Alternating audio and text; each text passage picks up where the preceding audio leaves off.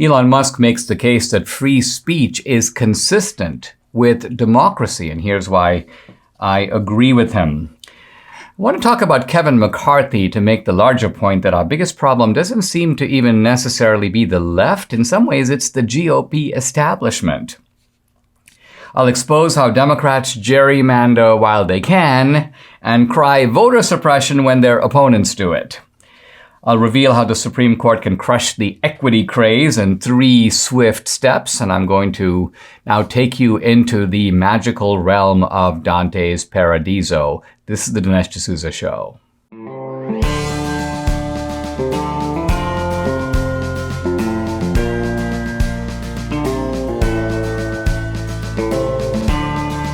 America needs this voice. The times are crazy. In a time of confusion, division, and lies, we need a brave voice of reason, understanding, and truth. This is the Dinesh D'Souza Podcast. Vijaya Gadde is the chief lawyer at Twitter. This is the woman who was responsible for kicking Trump off the platform. This is also the woman who suppressed the Hunter Biden story.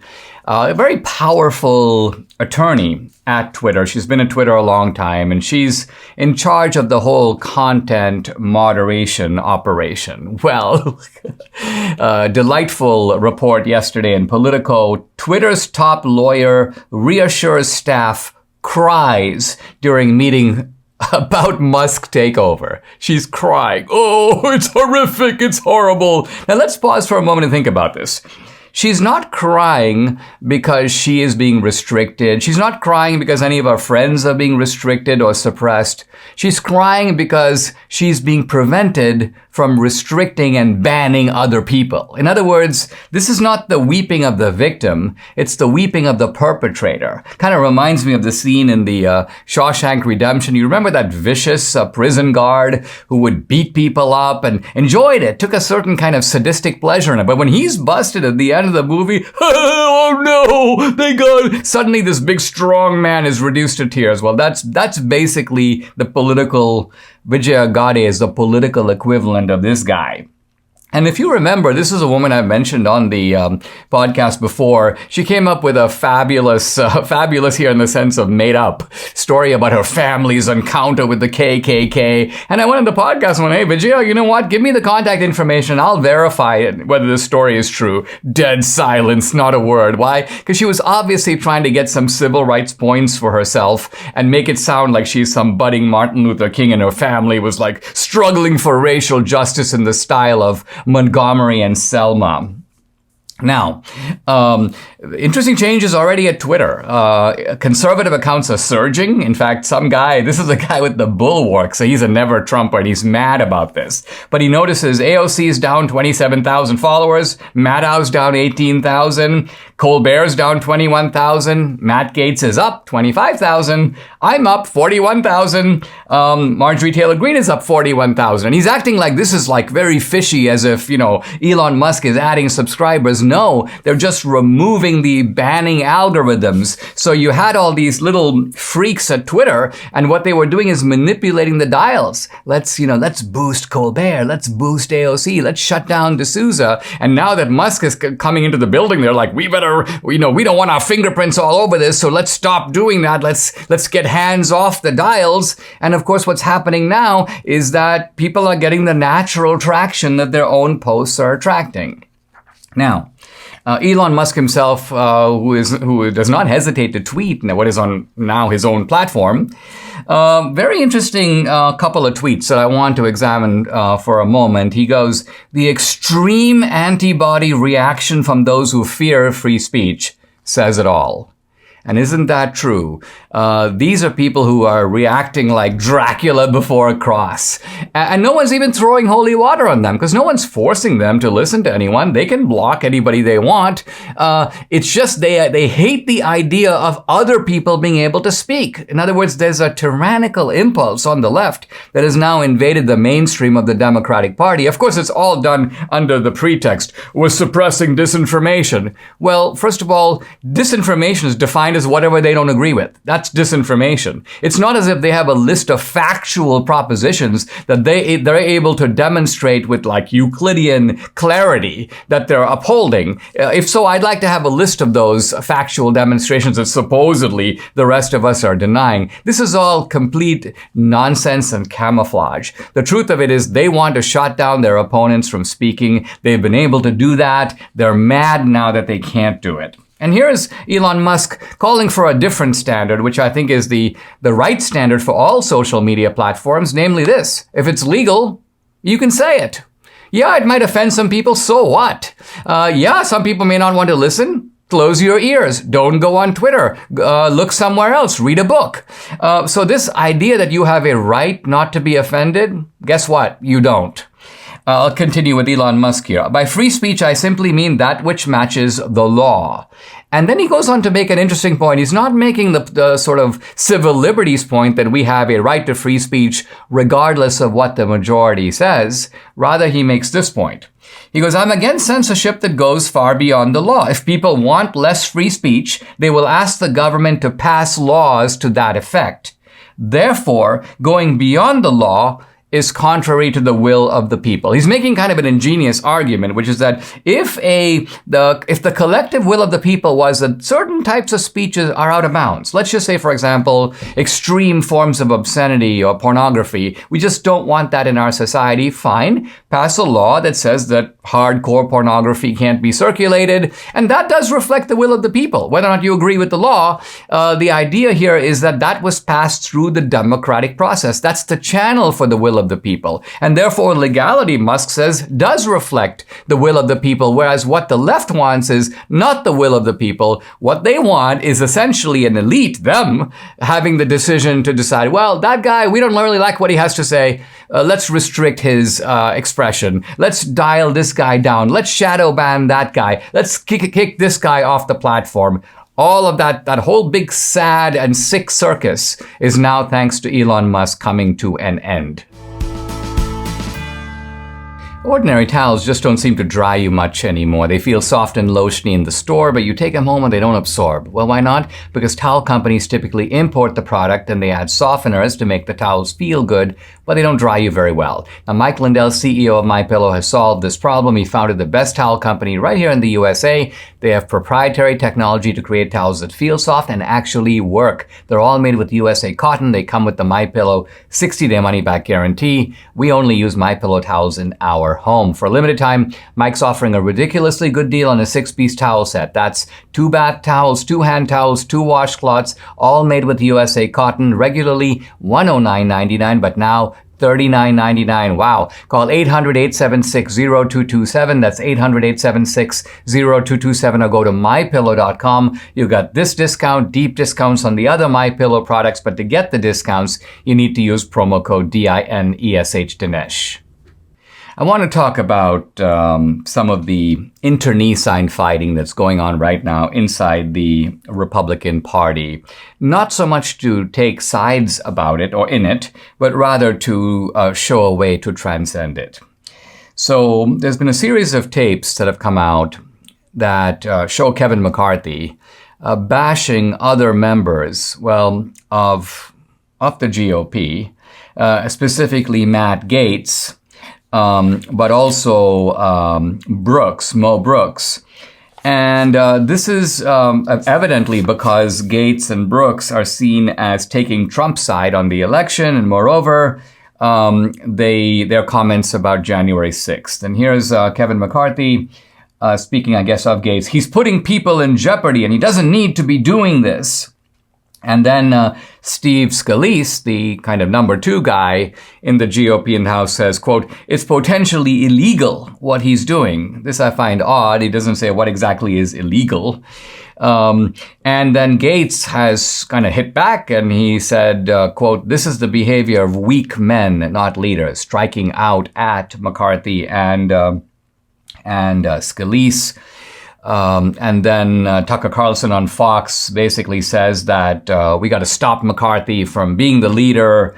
Next time, we don't need a, quote, Republican Congress led by a puppet of the Democratic Party. I wanted to add to this interesting article in the Wall Street Journal, which talks about the fact that that there is a sentiment inside the GOP establishment that Trump should, quote, go away. I want to just read the key passages here. He says that there's, quote, a fundamental dishonesty at the heart of the relationship between the Republican Party and Mr. Trump. And the writer goes on to say, Zoe Richards is the writer, who says there is a, quote, fervent desire of much of the Republican Party's top brass, its major donors, business leaders, and many of the party's most prominent supporters in the media and elsewhere, is for Mr. Trump to break the habits of a lifetime and go quietly away. Now, the writer goes on to say that the people who feel this way, supposedly some elected officials, some GOP consultant types, some pollster types, they believe this privately, but they won't say it publicly. And that alone raises an interesting question. First of all, if it's true, why would they not say it publicly? And the answer, of course, is that they don't want to face the wrath of the Republican voters. So in other words, you've got this GOP establishment, and they're like, we don't really need Trump. We really wish he'll go away. And these are the same people whose fear of Trump arises out of the simple fact that they know that their own base doesn't like them and likes Trump. In other words, their own base, these are not votes that they could get. This is not enthusiasm that they know how to stir up. In some ways, they recognize that they themselves are losers. But apparently, they would rather be content to be losers on their own than have a figure like Trump, who I guess they feel on the balance is too inflammatory, too out there, and maybe they feel in some way endangering the long-term prospects of the Republican Party. I'm sure that is the way some of them feel. Now, what do we make of this kind of ugly internecine conflict? It's tempting for me to say, all right, the Make America Great Again side is in the right and the establishment is wrong. Let's go after the establishment. I do think that there is a process underway of kind of remaking the GOP. And that may be part of what's going on. The old guard, which is used to the old way. Admittedly, old ways that were cultivated in the Reagan era and continued through the Bush era. Tactics and slogans and ways of doing business that are actually quite obsolete now. But nevertheless, people who are habituated to those things don't know how to do anything else, which is to say they don't know how to court voters. They don't know how to be effective in this technological era. And they look with a certain envy and even rage at Trump and his ability to do that. Now, this is not to say that Trump doesn't have weaknesses. Of course, he does, as we all do. What I'd like to do, because I think one of the key issues here really is 2020, is November 2020, is take the facts and evidence in my film, which is, by the way, not shouted from the rooftops. I'm not screaming. I present this evidence in a sort of a 60 minutes, Dateline NBC, an unfolding, measured style. I have all these Salem hosts with me, and they're seeing the evidence for the first time. So what's cool about the movies, you can see them react to it in real time and give a spontaneous, unrehearsed reaction. And so what I'm getting at is this is kind of a way for the GOP leadership, including the GOP establishment, including some of the never Trumper types, to sit down, take a kind of stock of what is now out there, what's definitive, what can actually be known. Because if you don't know what happened, then you can easily go, well, it's the most secure election. If you don't know what happened, you can go, I know what happened. But there's a common body of facts that you can examine and then have the kind of discussion about a unified GOP coming together on what is known and building on this foundation of facts, making the case against Biden, making the case against the Democrats as we move into the November midterms. The global upheaval caused by Russia's invasion of Ukraine and the crippling sanctions on Russian trade are showing to have massive ripple effects across the world, including right here in the US. And it's not just at the gas pump. Food prices are soaring right now. Friends, inflation continues to skyrocket. As the dollar becomes worth less every day, you need to transition some of your nest egg into something of real worth. That's gold and silver from Birch Gold. That's right, Birch Gold will help you convert an IRA or 401k into a tax-sheltered account in gold and silver. Get started started now. Text Dinesh to 989898. With thousands of satisfied customers like us and an A-plus rating with the Better Business Bureau, Birch Gold can help you protect your savings. Text Dinesh to 989898 to get a free information kit on gold. There's no obligation at all. Text Dinesh to 989898 and protect your savings with gold. I want to talk about gerrymandering and about the profound and almost comical hypocrisy of the Democrats and of the left about gerrymandering. Basically, their position comes down to, when we do it, it's fantastic. And when anyone else does it, when the Republicans do it, it's against democracy. It's a form of voter suppression. It's horrible. It can't be allowed. And the straight-faced way in which the Democrats hold to this position, this is really what is a sight to behold. Now, admittedly, gerrymandering is a kind of an approach, a process that goes to the very early days of the Republic. In 1812, Elbridge Gerry, one of the founding fathers, by the way, former vice president, former governor of Massachusetts, he sort of signed off on this weird district. He was a Democrat. He was trying to benefit the Democratic Party. And the Democrats drew this very weird snake-like district that resembled a salamander. In fact, that's where we get the name gerrymander. It's Elbridge Gerry plus salamander, giving you gerrymander. And so a gerrymander district is a politically awkward district, typically designed by the ruling party to protect and guarantee winning seats for itself. So drawing the map in a favorable way. Now, this by itself is not voter suppression. It's not voter fraud. It's, I would say, distasteful that this is done, but it is done by both parties. And yet, when the Republicans do it, the Democrats act like this is horrific. This is something that can't be permitted. So recently, a North Carolina Supreme Court struck down some legislative districts that were drawn by the GOP in North Carolina that would have benefited the Republican Party. And when that happened, Joe Biden comes out, with, this is what he goes, he says, voters should choose their representatives, not the other way around, acting as if a gerrymander is a subversion of democracy. And sure enough, Barack Obama calls Republican gerrymandering efforts, quote, threatening democracy. The liberal Brennan Center, quote, gerrymandering is deeply undemocratic. Well, okay, if that is the case, and a case can be made that it is, try to explain why the Democrats, even as we speak, are aggressively involved in gerrymandering in places like New York and Maryland and Wisconsin. So recently, a New York judge struck down the new voting districts pushed through by the Democrats. And the judge said this is unconstitutional gerrymandering. Not that gerrymandering is unconstitutional, but it goes too far. It is too much of an effort to sort of rig the district in such a way that it really ceases to reflect the will of the voters. And in Maryland, an appellate court has found that the Democrats are trying to do the same thing in that state. A 5-judge panel struck down the Democratic gerrymandering plan for Maryland. And also, the Democrats lost a redistricting fight in Wisconsin with the court ruling that their map was, quote, racially motivated and, quote, unconstitutional. Now, interestingly, when courts make those decisions that go against the Democratic Party, the media reaction, silence. No discussion about suppressing democracy. Suddenly that rhetoric kind of completely disappears. It's portrayed in the news as some sort of a legalistic conclusion that the court came to, and then let's move on. But meanwhile, here's Mark Elias, one of the top lawyers for the Democratic Party. He goes, quote, Republicans gerrymander like this because they do not want free and fair elections. Now, again, wait.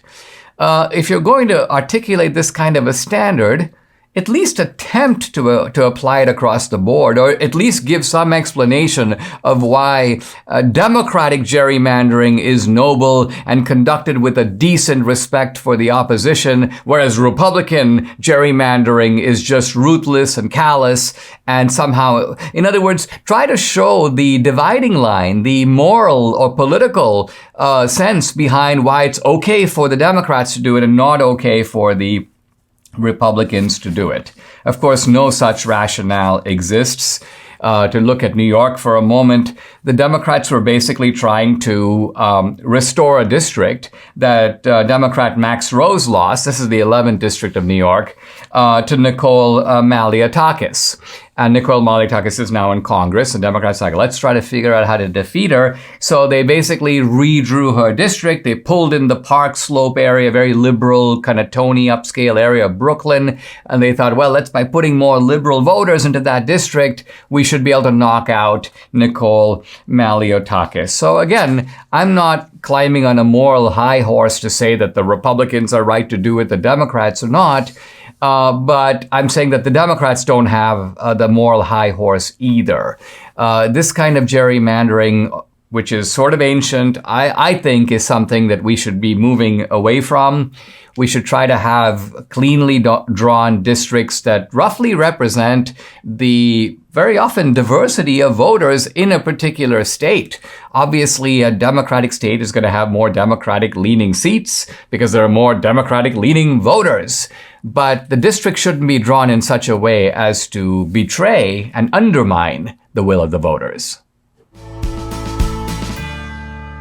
Some of us wish we could rewind the clock when it comes to our health. Exercising, climbing stairs, all the things young people take for granted. Well, these don't have to stop just because you age. Well, neither do you have to just endure the normal aging aches and pains, because now there is a 100% drug-free solution. It's called Relief Factor. Relief Factor supports your body's fight against inflammation, and that's the source of aches and pains. The vast majority of people who try Relief Factor order more because it works for them. Debbie loves using Relief Factor. When her shoulder started acting up, frozen shoulder, about a year or so ago, it was the only thing that worked for her, and she knows if she stops taking it, well, the pain's going to come right back. So I'm not going to be without this again. You too can benefit. Try it for yourself. Order the 3-week quick start for the discounted price of just $19.95. Go to relieffactor.com or call 833-690-7246 to find out more about this offer. That number again, 833-690-7246, or go to relieffactor.com. Feel the difference.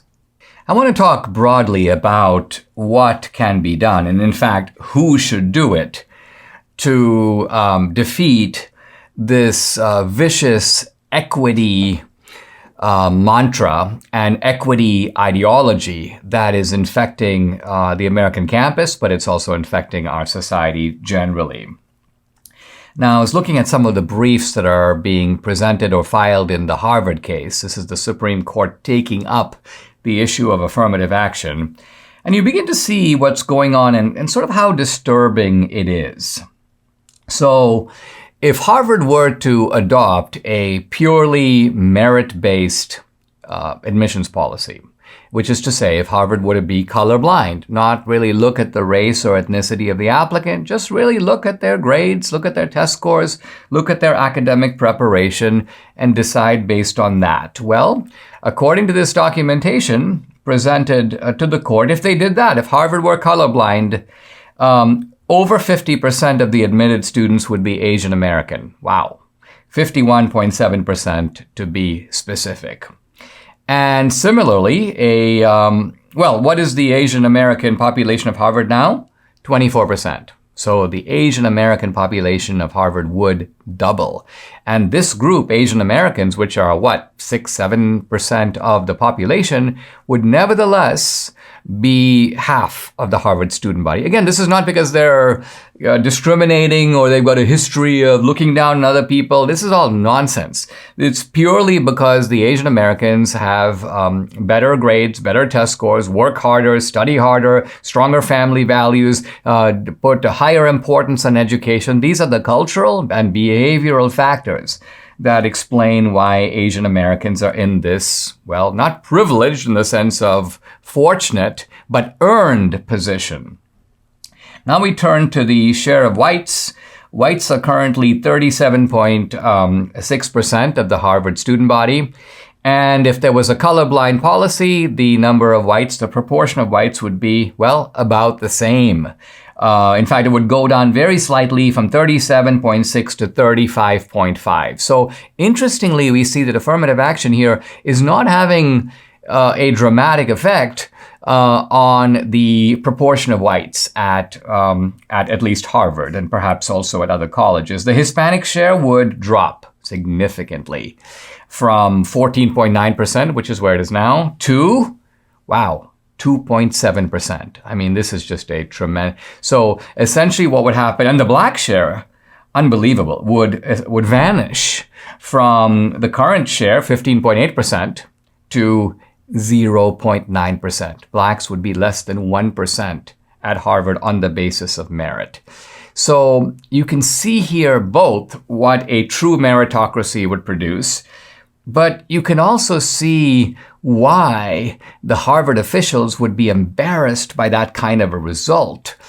In fact, it almost seems to be a result that would give fodder to racists. They'd be like, yo, I mean, wait. Although racists can't take too much comfort from all this. Why? Because, racists always like to say, well, the white people are the smartest. They're the greatest. They should be on top. And obviously no racist would want to say, well, the smartest people are actually the Asian Americans. They're first. Whites maybe second. Hispanics maybe third. So racist satisfaction in this outcome would have to be moderated or ambivalent.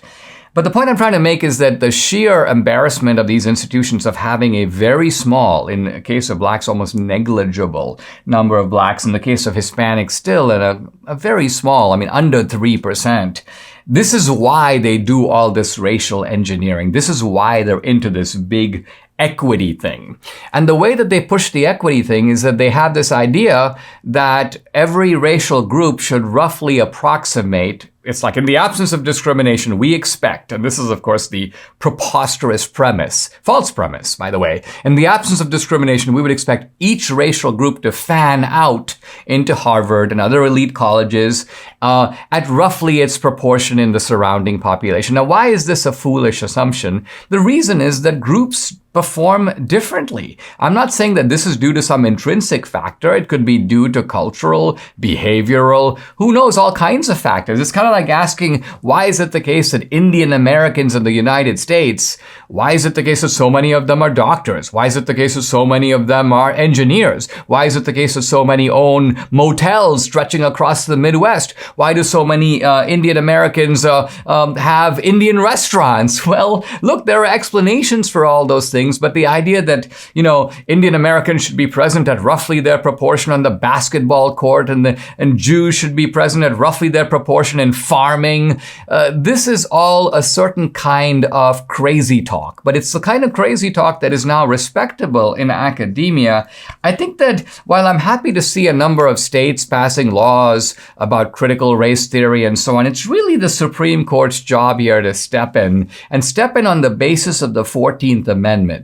Equal rights under the law is one of the core principles of America. It was there from the beginning. It's right there in the Declaration of Independence, but it was constitutionally affirmed in the 14th Amendment. And what the Supreme Court needs to do, this is probably one of the best things that they can do, this 6-3, this 5-4, this conservative Supreme Court, is strike down this stupid doctrine of proportional representation and restore the idea. In fact, it's the Martin Luther King idea that we ought to be judged on our merits as individuals.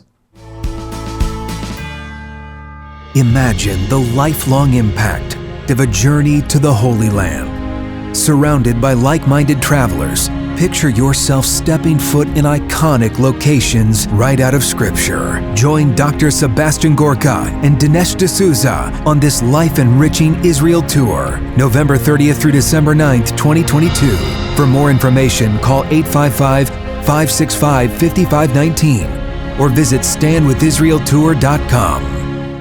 The state of Florida, under the leadership of Ron DeSantis, who's really proving almost effortlessly to be one of, if not the best governor in the country, the state of Florida has decided, look, we're going to go through the textbooks in the public schools.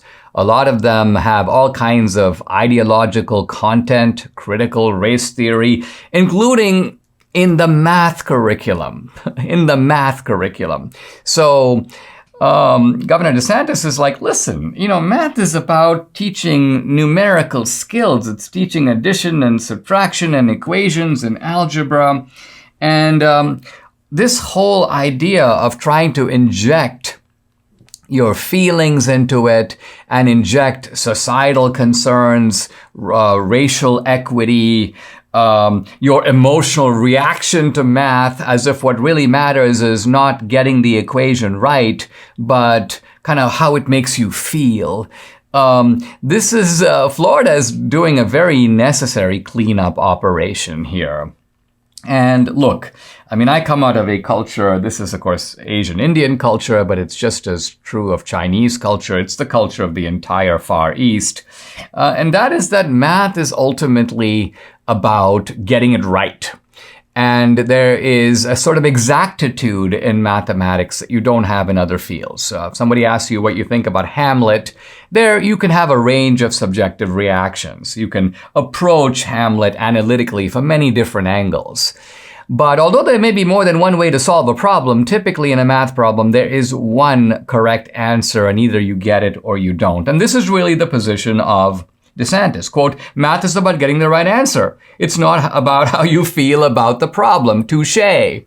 But here's an article in the New York Times, a look inside the textbooks that Florida rejected. Now, first of all, I don't even trust the New York Times. So even though I read the article, I'm thinking to myself that the most incriminating information in these textbooks, the New York Times probably left out. So you're dealing with people who are brazen liars, completely dishonest. You can't really trust what they say. So I'm always reading these articles to decode them, to look at what they admit. It's like, let's see what they at least do admit and how they try to cover it up or justify it. So the New York Times admits that there's a whole bunch of stuff in these textbooks that has what they call social emotional learning content.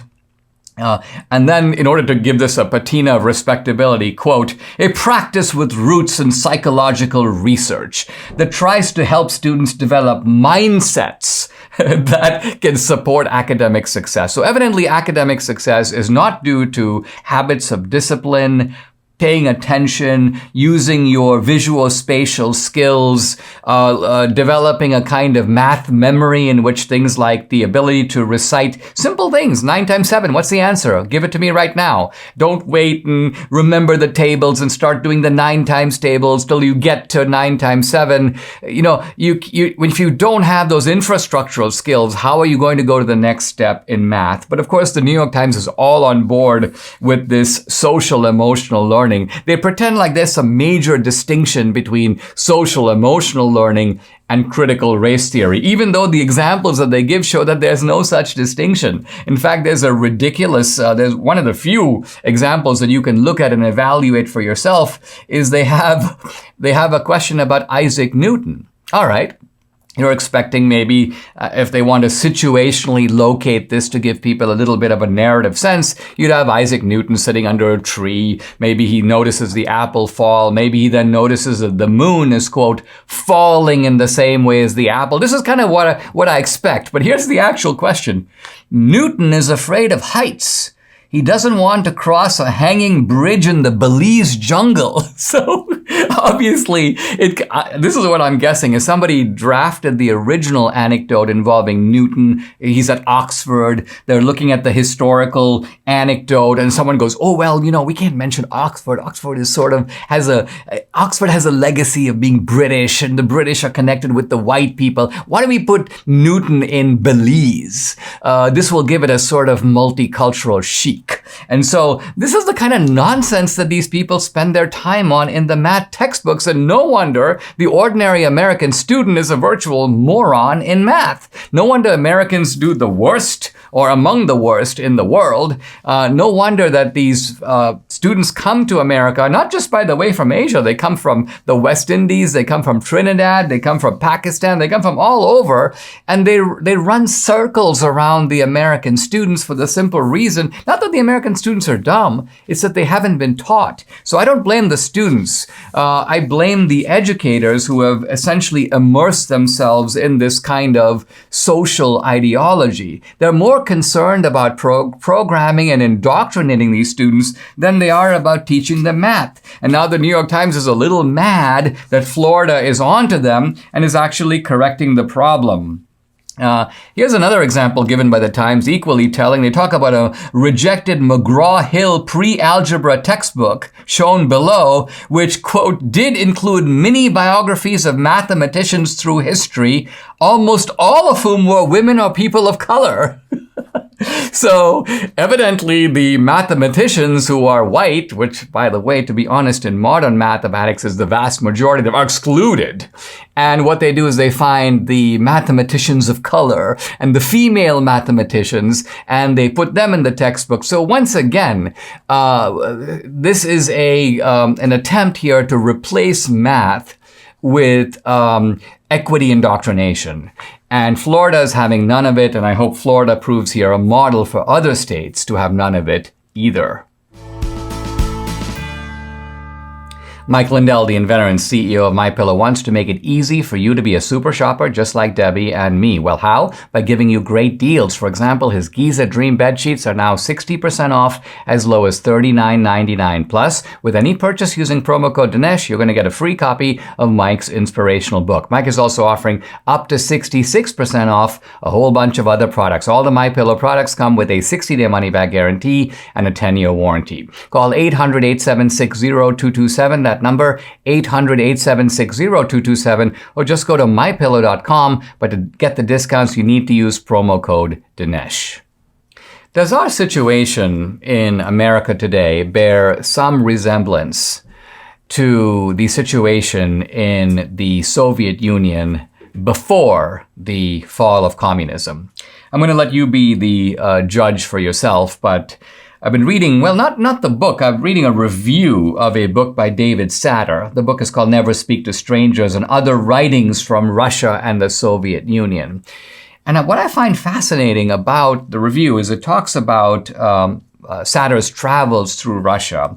Apparently in 1977, this writer was going through Russia, and he was told that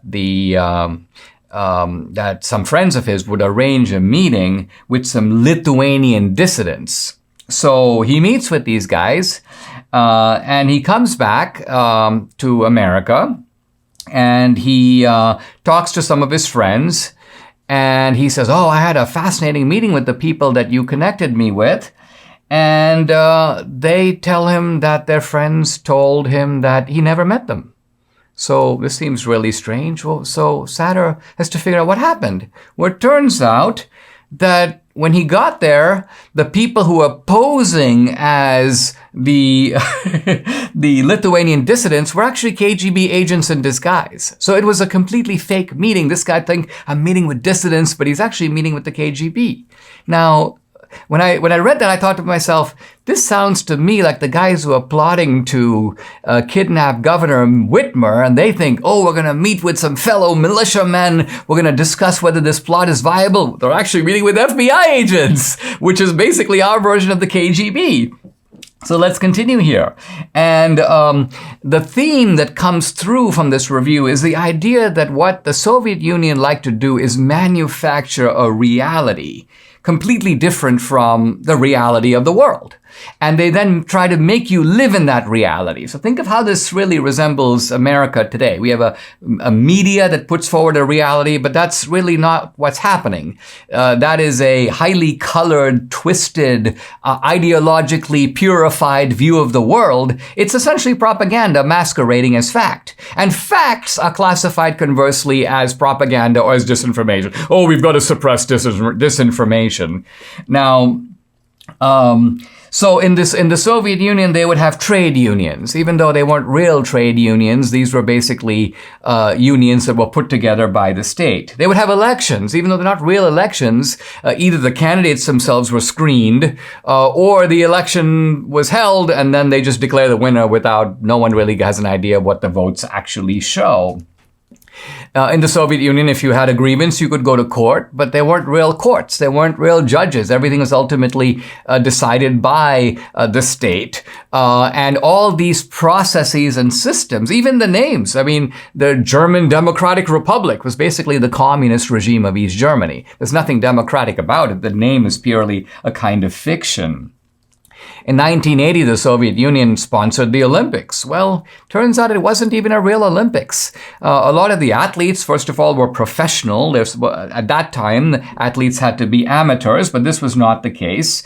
If you went to the Olympics and afterwards you went to a disco, there wasn't a real disco. There was no disco there before. The disco was created for people to get the idea that there are discos in the Soviet Union. The people dancing on the disco floor were KGB agents. So they were pretending to be disco guys, Michael Jackson, let's go. But in reality, this did not reflect natural life in the Soviet Union. And some of this surrealism, I think, in a distinctive way has now come to America. And so the line, and I've made this point before, the line between the free society and the totalitarian society, a line which seemed so clear, so sharp, so vivid in the 1980s, has now become muddied and blurry and not entirely trustworthy at all. When we left off last time, I was talking about the geography of Dante's paradise.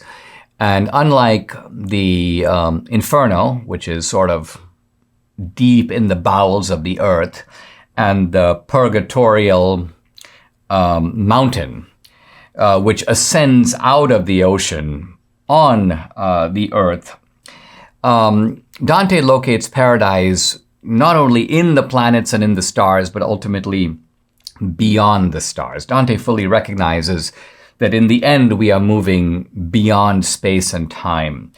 And the effect of that on him, as he describes this, is quite striking, because Dante, we'll get to that in a moment. Now, the souls in paradise are not where Dante encounters them. This is very important to realize. Dante is going to move in a sort of ascending motion. He's going to move from the Earth to the Moon, then to Mercury, to Venus, to the Sun, to Mars, Jupiter, Saturn, then to what Dante calls the fixed constellations or the fixed stars, then to the ninth sphere, which is the prima mobile, the sort of moving orb that according to Dante gives motion to the other planets and to the other stars. And then beyond that is the empyrean. Beyond that is, if you will, the rose. Beyond that is the true realm where the souls are in communion, in direct communion with God. So what's the point then of going to the moon and Mercury and Venus? Well, it turns out that the souls, which are in fact in the empyrean, nevertheless manifest themselves. They descend, or perhaps one can say condescend, to meet Dante. You could almost say virtually. There's a kind of a virtual meeting with Dante in these stars and planets that for Dante represent particular virtues. So faith and hope and love, and then later wisdom and so on. We find the virtues embodied in each of these stars or planets. And you will find souls in the planets that in some sense are correlated with or manifest that particular virtue. I mentioned before that you get a sense from Dante that there is a profound equality in heaven. All the souls are before God, they're in communion with God. But at the same time, there's a hierarchy in heaven, because there are some souls in the kind of, lower precincts, and then there are souls in the sort of higher orbs, which appear to be closer to the prima mobile, closer to the empyrean. And how Dante reconciles that. Are some people in heaven happier than others? It turns out that the answer to that is yes. But that in no way means that anyone in heaven is, quote, lacking in happiness. One, I think, very interesting and simple way to think about it is that think of a bunch of glasses, water glasses like this one right here. So I have a kind of a big glass, but imagine a small glass right next to it. And then imagine that the water in the glass represents our happiness, and you have a big glass and a small glass, and they're both completely full. So it turns out that there's more water in the big glass, which is to say there's more happiness that this soul has as compared, let's say, to this soul here in my imaginary grasp. But both souls are filled to the brim. In other words, this soul in a smaller glass is not capable of having more water in the glass. This is a very imperfect analogy, of course, but what Dante is getting at is it's possible to have souls that have sort of different places in heaven and yet are completely happy, are completely satisfied, in no way desire or want more. God has given them, in a sense, all that they can accept or can imbibe. Now, if it may seem that odd that Dante has this sort of scheme of the souls are all in kind of one place, and we got to put the word place here in question marks because there's no place, there's no time in heaven. But if these souls can sort of appear to him in another place, you may go, well, Dante, where are you coming up with this? Souls are here, but they show themselves over there. What's this notion of the souls condescending to you, the pilgrim? And Dante goes, wait a minute. He goes, I'm doing nothing different than the Bible does in pretty much the Old and the New Testament both. In other words, what Dante is saying is, doesn't the Bible constantly condescend to human understanding? Doesn't the Bible speak of God as a father, often portrayed with a kind of a long beard? Doesn't the Bible talk about angels having swords and arms, as if angels were flesh and blood creatures that were actually operating swords? Doesn't the Bible constantly use, let's call it, a humanly accessible language? Not because angels are actually like that, because that gives us a better handle on them, makes it easier for us to understand. So Dante says, I'm doing the same thing here. I'm depicting what I saw and what I experienced, but I'm doing it in a way that makes sense for me because I had to experience it this way, and I also have to communicate it that way to you. Now, Dante is very particular that paradise is not a descriptive journey, it is an experience.